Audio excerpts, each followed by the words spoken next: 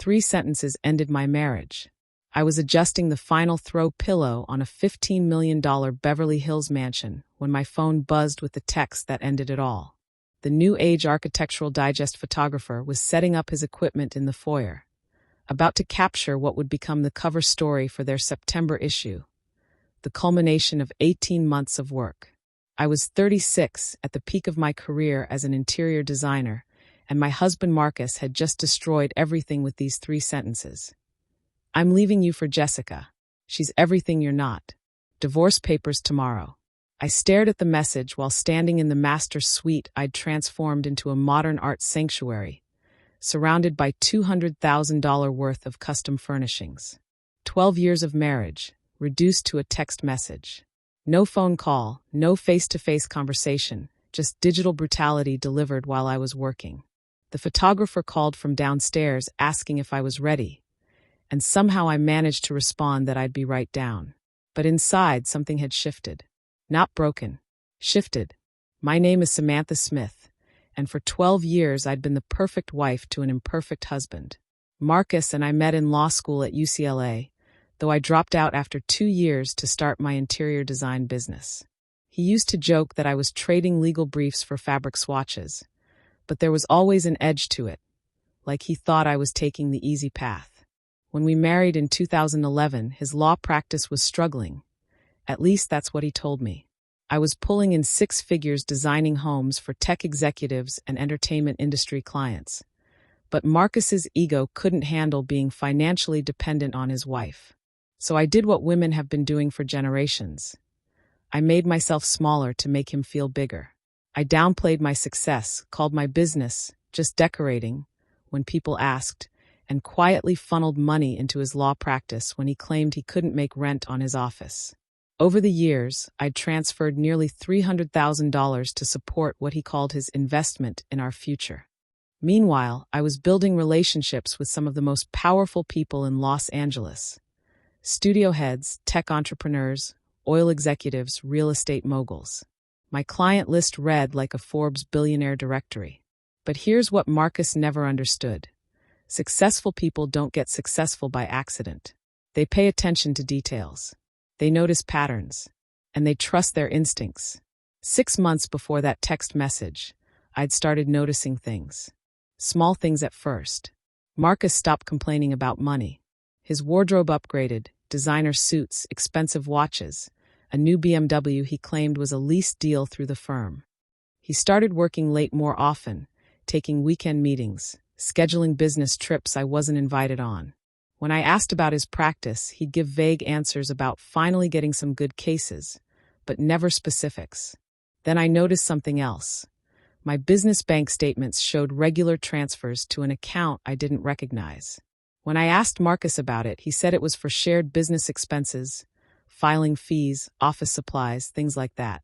But the amounts were substantial. $5,000, $8,000, sometimes $12,000 at a time.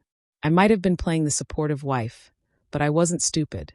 I hired Daniel Chun, a forensic accountant who'd done work for 3 of my clients during their divorces.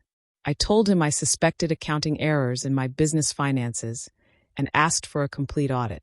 What he found made my blood run cold. Marcus hadn't been taking money for office supplies. He'd been systematically embezzling from my accounts for 3 years, to the tune of $180,000 annually. But it got worse. He'd been using my money to build a secret law practice under the name Marcus J. Smith Legal Services, dropping the Thompson, surname we shared and operating out of a downtown LA high-rise. The law firm that was supposedly struggling? It didn't exist. The real Marcus Smith Legal Services was thriving, representing several major corporations in intellectual property disputes, cases worth millions in fees. And according to Daniel's research, Marcus had been using my client connections to build his practice, leveraging relationships I'd spent years cultivating. But here's the detail that changed everything. Jessica Martinez, the 28-year-old paralegal he mentioned in his text, wasn't just his affair partner. She was listed as the office manager for Marcus J. Smith Legal Services. They'd been planning this for years.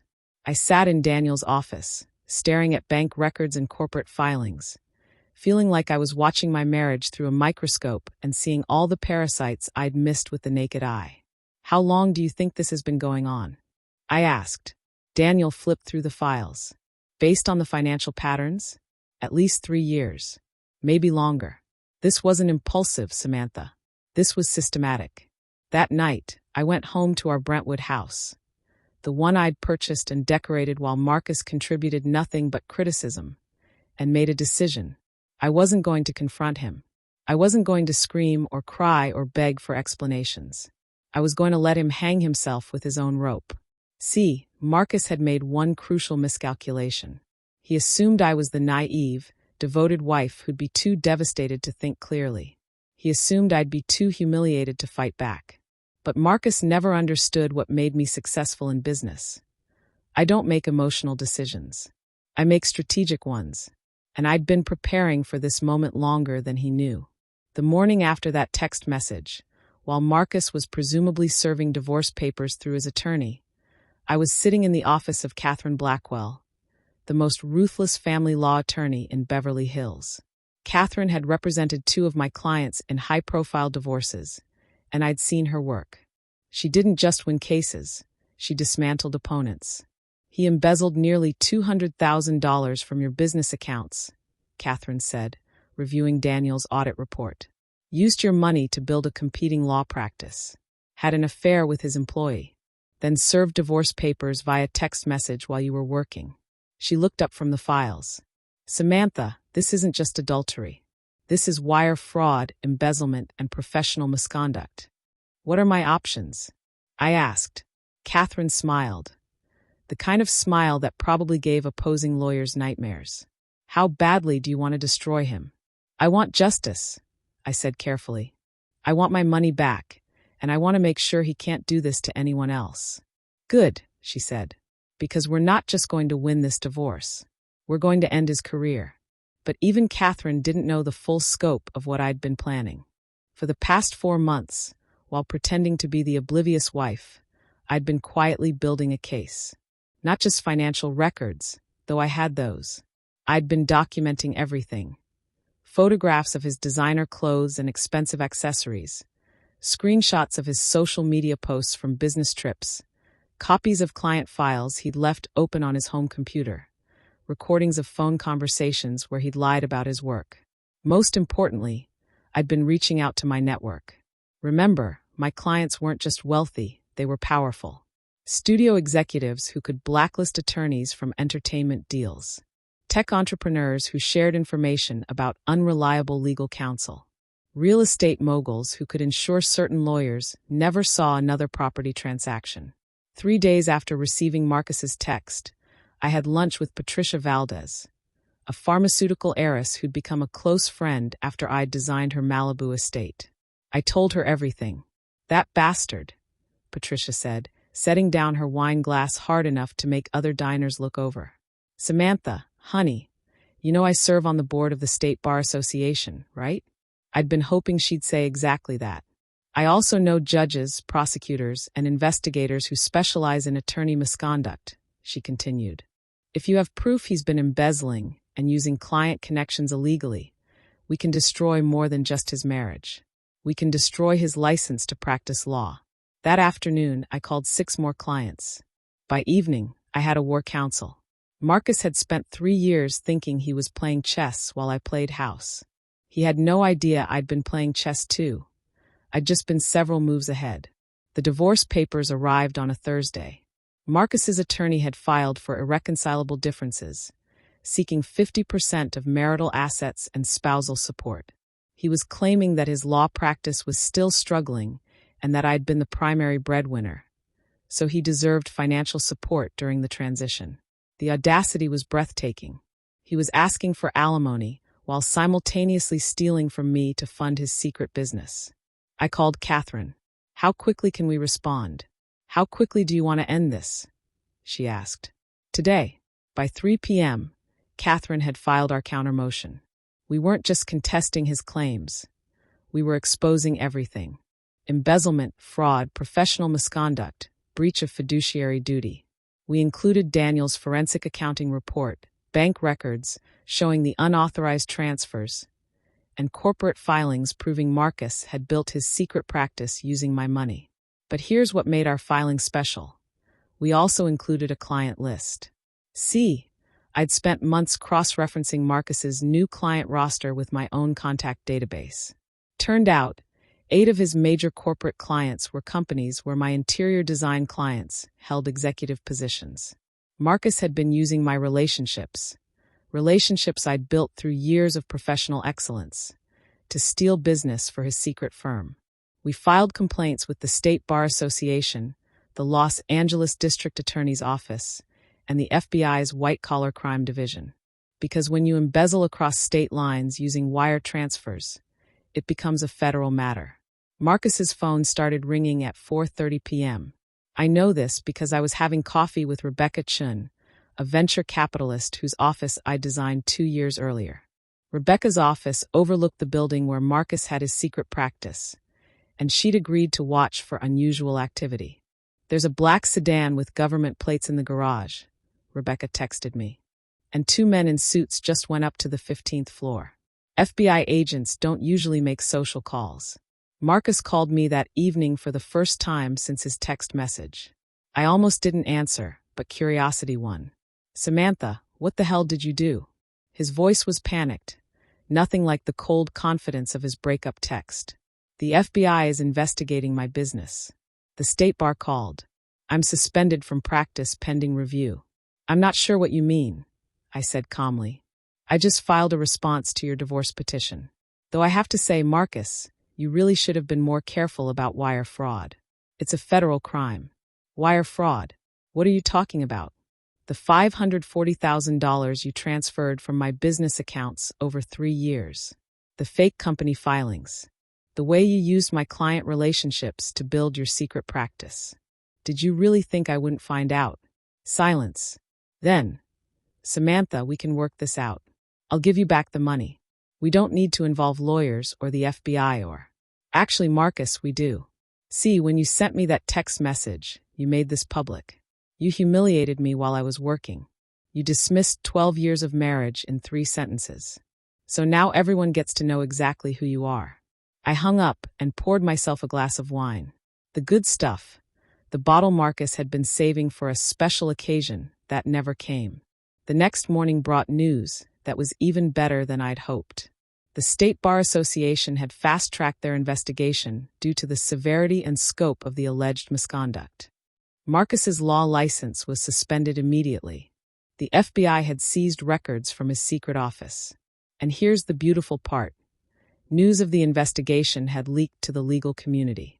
By 10 a.m., 3 of Marcus's major corporate clients had terminated their contracts. By noon, 2 more had filed complaints claiming they'd been overcharged for services. His secret empire was collapsing in real time. But Patricia called with the most satisfying update of all. "Honey, you're not going to believe this," she said. "I just got off the phone with Judge Morrison. She's a friend from law school. Turns out your husband tried to represent a client against one of her rulings last month, and he was incredibly rude to her in chambers. She's been looking for a reason to sanction him. And now she has one. She has about 15. Professional misconduct, fraud, breach of ethics rules, misuse of client relationships. Samantha, he's not just losing his license. He might face criminal charges." I felt something I hadn't experienced in years. Pure, clean satisfaction. Not revenge, justice. That afternoon, Marcus showed up at our house. I'd been expecting this. He looked terrible. The confident, condescending husband who'd sent that brutal text message was gone. In his place stood a man who'd just watched his entire world collapse in 48 hours. "Samantha, please," he said. "I know I hurt you. I know I made mistakes. But you're destroying my life." "I'm not destroying anything," I replied calmly. "I'm just revealing what was already there. You built your success on stolen money and betrayed relationships. I simply stopped hiding the truth. I'll give you everything back. The money, the business, whatever you want. Just call off the FBI." I almost laughed. "Marcus, I can't call off the FBI. Wire fraud is a federal crime. You can't take that back with an apology." "Then what do you want?" That's when I realized he still didn't understand. After 3 years of systematic theft and betrayal, he thought this was about what I wanted. Like it was just another business negotiation. I want you to understand consequences, I said. For 12 years, I supported you. I made myself smaller so you could feel bigger. I gave you money, connections, and unconditional loyalty. And you used all of it to plan your escape with your 28-year-old paralegal. Marcus's face flushed. Jessica and I, it wasn't planned. It just happened. Marcus, stop. I know about Marcus J. Smith Legal Services. I know you've been building it for 3 years using my money. I know Jessica has been managing the office. I know you used my client connections to steal business. I know everything. His face went pale. How long have you known? Long enough to document everything. Long enough to build a case. Long enough to make sure justice gets served. That's when something interesting happened. Marcus's panic shifted to anger. The same condescending rage I'd been dealing with for years. You think you're so smart, he said. You think your little decorating business makes you some kind of mastermind. But you're nothing without me. You're just a failed law student who plays with pillows for rich people. And there it was, the real Marcus. The man who'd spent years undermining my confidence, dismissing my success, and taking credit for my connections. The man who'd stolen from me while calling my work trivial. You're right, I said calmly. I am just a decorator. But here's the thing about decorators, Marcus. We notice details. We see how everything fits together. We understand structure and support, and what happens when you remove the wrong element. I pulled out my phone and showed him a photo from my forensic accountant's report. This is a diagram of your financial fraud. 3 years of systematic theft mapped out like a blueprint. Every transfer, every fake invoice, every misrepresented client relationship. It's actually quite beautiful in its complexity. Marcus stared at the screen. Samantha, this will destroy me. Yes, I said. It will.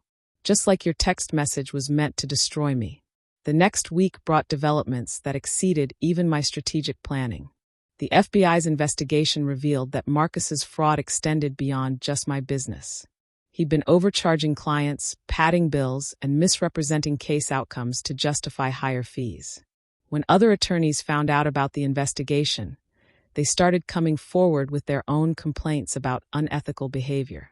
Jessica, the paralegal who was supposedly everything I wasn't, turned out to be everything Marcus wasn't expecting either. When FBI agents interviewed her, she immediately admitted to knowing about the embezzlement and provided evidence of Marcus's tax evasion and client overbilling. Apparently, love isn't quite as strong as immunity from federal prosecution. The State Bar Association's investigation concluded with a recommendation for permanent disbarment. Marcus's professional reputation was so thoroughly destroyed that even attorneys who'd never met him knew his name as a cautionary tale. But the most satisfying moment came during our final divorce hearing. Marcus's new attorney, his fourth since the first 3 had dropped him when the ethics violations became public, tried one last desperate gambit. He argued that I'd been vindictive and excessive in my response to the adultery. Judge Morrison, the same Judge Patricia had mentioned, listened patiently to this argument. Then she reviewed the evidence files. Mr. Smith, she said, looking directly at Marcus, your client embezzled over $500,000 from his wife's business accounts. He used those stolen funds to build a competing law practice. He leveraged his wife's professional relationships for personal gain. He conducted an affair with his employee while living off his wife's financial support. And then he initiated divorce proceedings via text message while his wife was working. She turned to Marcus's attorney. Counselor, in what universe is holding someone accountable for systematic fraud considered vindictive? The final judgment was everything Catherine had promised and more. I received full restitution of the embezzled funds, plus interest and damages. I got the house, the cars, and my business free and clear. Marcus was ordered to pay my legal fees and court costs. Most importantly, the judgment included a permanent restraining order preventing Marcus from contacting any of my clients or using my professional relationships in any capacity. His career wasn't just over. It was salted earth. But you know what the most satisfying part was? 2 months after the divorce was final, I got a call from New Age Architectural Digest. They wanted to do a follow-up story about the Beverly Hills Mansion project. Not just the design work, but the business behind it. They'd heard about a high-profile interior designer who'd built a multi-million-dollar practice while overcoming personal and professional challenges.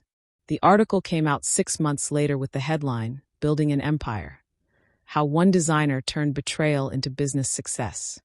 It featured photos of my work, interviews with clients praising my professionalism, and a sidebar about the importance of financial independence for women entrepreneurs.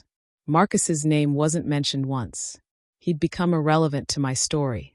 The last I heard, he was working as a contract paralegal for a small firm in Orange County, making $25 an hour. Jessica, meanwhile, had moved back to Texas after her immunity deal concluded. Apparently, federal fraud investigations aren't great for paralegal career prospects either. As for me, I used the restitution money to expand my business.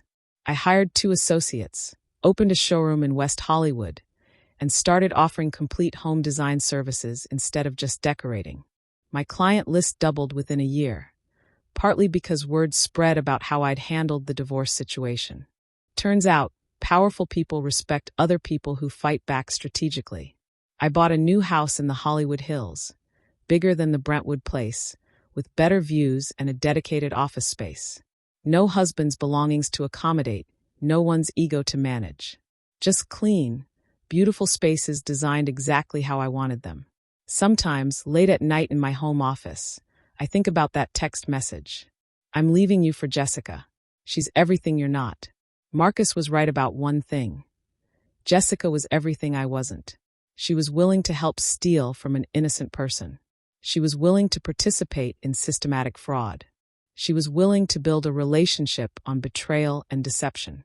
I'm definitely not those things. 6 months after the divorce, I got an unexpected visitor. Patricia Valdez came by the new house to see the design work I'd done. You know, she said, standing in my living room admiring the custom millwork.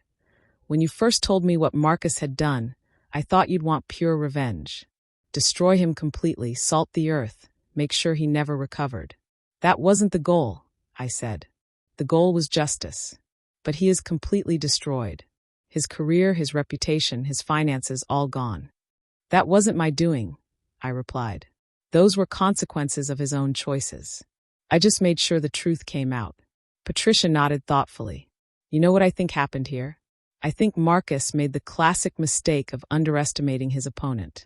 He thought he was dealing with a naive wife who'd be too emotional to think strategically. He was half right, I said. I was naive.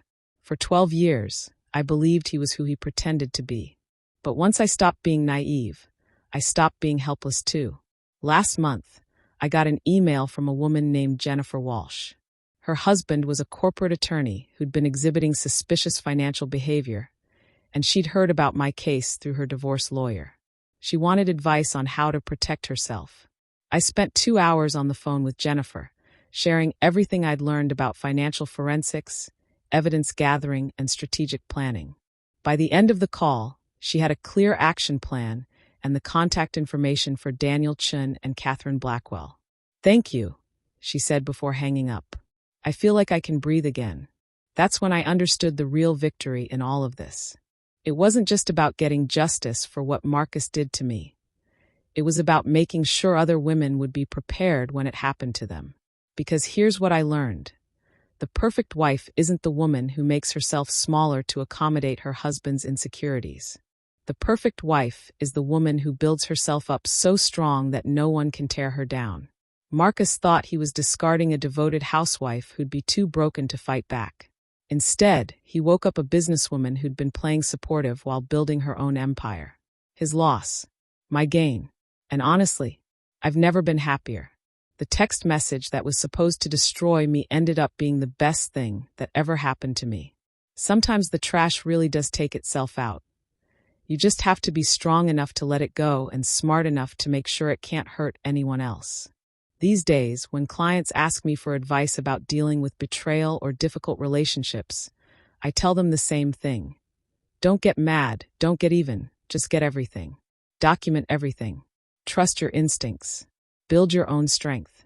And never, ever make yourself smaller for someone who can't appreciate how big you really are. Marcus learned that lesson the hard way. Me, I learned it just in time.